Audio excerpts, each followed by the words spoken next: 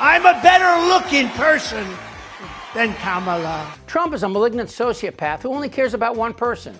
I wonder who that is. Because I don't want anybody going on me. We need every voter. I don't care about you. I just want your vote. I don't care. Tiny Fingers used to have a show called The Apprentice and loves to brag about the ratings, but he doesn't talk about the show getting canceled, which is a theme in his life. 6 bankruptcies, divorces, impeachments, and 91 indictments. And now this. The Democratic National Convention's first night in Chicago outperformed the Republican National Convention's opening by 21% in ratings. Here are some numbers that Tiny Fingers won't like. Viewership for the first 2 nights of the Democratic National Convention crushed, destroyed, eviscerated Donnie Diapers and his Milwaukee Republican Convention by 20 million people. And for the Democrats, it gets better. Thursday night's speech by Kamala Harris will totally emasculate Captain Man-Titties. She'll bury him. And all this on the heels of Barack and Michelle Obama's incredible performance.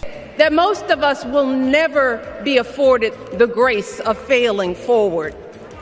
We will never benefit from the affirmative action of generational wealth.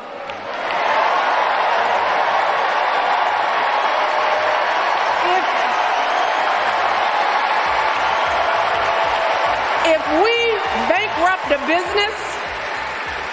we bankrupt a business or choke in a crisis, we don't get a second, third, or fourth chance. If things don't go our way, we don't have the luxury of whining or cheating others to get further ahead. No. We don't get to change the rules so we always win. Here's a 78-year-old billionaire who has not stopped whining about his problems since he rode down his golden escalator 9 years ago. It has been a constant stream of gripes and grievances that's actually been getting worse now that he's afraid of losing to Kamala. There's the childish nicknames, the crazy conspiracy theories. This was the largest audience to ever witness an inauguration, period. This weird obsession with crowd sizes.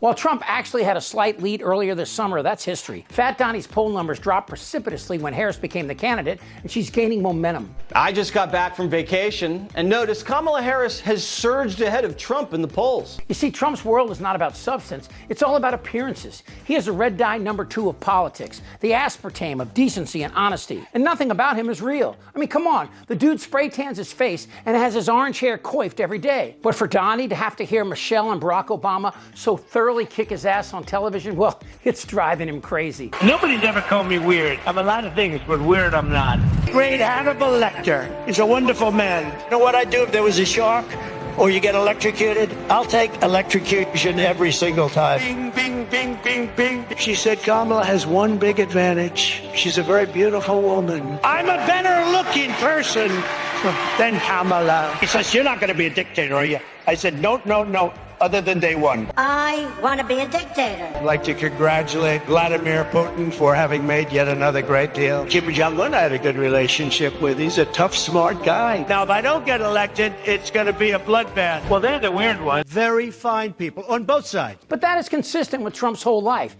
He hates black people. Back in the 70s, he and his father owned rental properties and discriminated against African Americans by putting a C for colored on their applications. And they didn't get the apartment. And before he even ran for president, he started the famous birther campaign. And I just say very simply, why doesn't he show his birth certificate? They've changed the entire culture of this country. If you look at the cities, it's almost over. There is a weird vibe going on. I can't figure it out. But I will tell you this, Greg.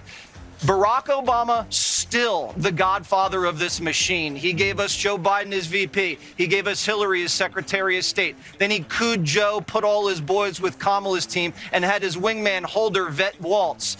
Now, the guy's a young 63. He's going to be doing this for the next 25 years. He's definitely going to interfere in this election. That's why we'll be sending Johnny to Hawaii to get the truth about the birth certificate. This time we will dig deep and find out what really happened. And of course, his association with white supremacists doesn't help. And white people are done being bullied. Discriminating against and just denigrating white people. And the Civil Rights Act, though, let's be clear, created a beast, and that beast has now turned into an anti-white weapon. The idea that Trump could lose not only to a woman, but a black woman, well, it drives him nuts. I didn't know she was black until a number of years ago when she happened to turn black. But as you're about to see, Harris's ascent is mercurial, and there seems to be little reason to doubt that it won't continue. Democrats at 226 electoral votes, Republicans at 219, 7 swing states up for grabs, and that is a remarkable difference from a month ago. So before we talk about the new map, let's think about what the old map was. When the Republicans came out of their convention, you talk to people close to the Trump campaign, they thought they had 293 electoral votes locked in. And they thought the race was at least 297 GOP,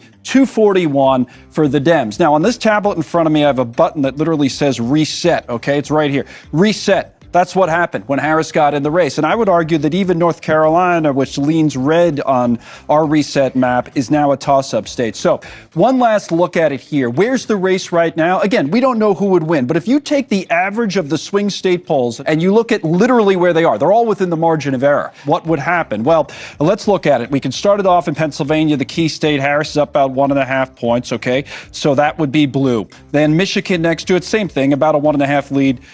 Point lead for Harris. In Wisconsin, she's up about 5. So that's the blue wall rebuilt. She's already at 270 in this scenario. 270 needed to win. Comparing the Republican National Convention to the Democrats in Chicago, it's like calling Chachi a thespian. The RNC is a shit show, complete with the most dour expressions and angry white people you'll find outside an Amway event. And that's the part they don't understand. While Democrats speak emotionally of hope and change, and of a new direction for a nation torn apart by Trump's hatred and bigotry. By the way, I got a message for the Republicans and the justices of the United States Supreme Court.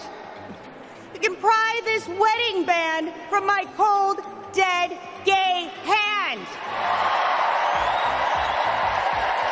The Republican Caucasian Festival appeared to be a gathering of the most constipated, sexually frustrated Anglos since Germany in the 1930s. Ob du glaubst, dass ich fleißig gewesen bin. But you can't walk across the street to get a loaf of bread. You get shot, you get mugged, you get raped, you get whatever it may be. But people are coming from the Congo. Last night we had 20 people come. Welcome to our country from the Congo. Where do you live in the Congo? We live in prison. Oh, that's right. They released them from prison. I don't think they wanted to ask what they did, but they're coming in from Africa. Women living in the suburbs. I keep hearing about the suburban woman doesn't like Trump. Well, I think it's a fake poll, because why would they like me? I keep the suburbs safe. I stopped low-income towers from rising right alongside of their house, and I'm keeping the illegal aliens away from the suburbs. Well, that's a pick-me-up. And by the way, it's all BS. Crime is down, inflation is down, unemployment is down, and our aid to Ukraine is making a difference. But Trump's attacks are an extension of Trump's bigotry. In between his slurring, delusional moments, Tiny Fingers attacks everyone who won't bow down and worship his dotardly rotundness. And it's infectious. Trump's virus took over the party. This isn't their Republican Party anymore. The reason why millions more tune in to the Democratic National Convention over the Republicans is easy to understand when you consider that most Americans are optimists. But this election, well, speaking of numbers, how about this number? 7. Because of the Electoral College, which was invented in the 1700s to protect slave-owning states by counting slaves as 3/5 of a person, this election will come down to 7 states. That's right, 100 million votes cast in 43 states will hang in the balance. But this time, it feels different. This time, it feels like the Democrats learned a lesson from 2016, as have the rest of us. And Republicans are fleeing to MAGA, from the big names like Cheney, Kinzinger, Pence, and Romney, to this Republican mayor from Arizona. I have an urgent message for the majority of Americans who, like me, are in the political middle. John McCain's Republican Party is gone, and we don't owe a damn thing to what's been left behind. So let's turn the page. Let's put country first. Let's put adults in the room where our country deserves. Thank you. So here it is, a sociopathic felon versus a mother, a former U.S. senator, a prosecutor, and the vice president of the United States. That's your choice. Wait, let me correct that. There is no choice. There's just Kamala. I'm ready. Let's go. Damn right. trust me. Shut the f*** up, Donnie. Who's with me? Oh, yeah, the line. Indictable. Out of sheer morbid curiosity, I'm allowing this freak show to continue. I don't want to talk about this stuff. Am I wrong? Yeah, right. Tick-tock. You're in a lot of trouble, Donnie. I think he's crazy. I'm Chip Franklin.